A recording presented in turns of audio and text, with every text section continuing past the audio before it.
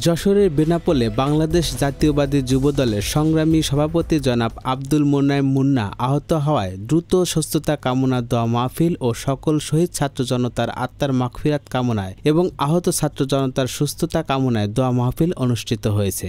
রবিবার 22 জুন বিকাল 5টায় এ দোয়া মাহফিল অনুষ্ঠিত হয়। দোয়া পরিচালনা করেন হাইরাস্তা জামে মসজিদ ইমাম হাফেজ আব্দুর রহমান।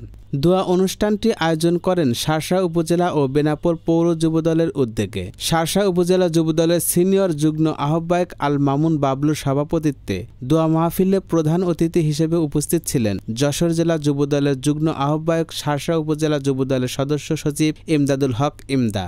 এ সময় আরও উপস্থিত ছিলেন শার্শা উপজেলা যুগ্ম আহ্বায়ক আসাদুজ্জামান আসাদ, যুগ্ম আহ্বায়ক জিয়াউর রহমান জিয়া সহ বিভিন্ন ইউনিয়নের নেতৃত্ববৃন্দ উপস্থিত ছিলেন। দোয়া অনুষ্ঠানে সার্বিক তত্ত্বাবধানে ছিলেন মোহাম্মদ মফিজুর রহমান পিন্টু, সদস্য বেনাপোল পৌর যুবদল। বেনাপোল থেকে আরিফুল ইসলাম, গণমানুষের আওয়াজ।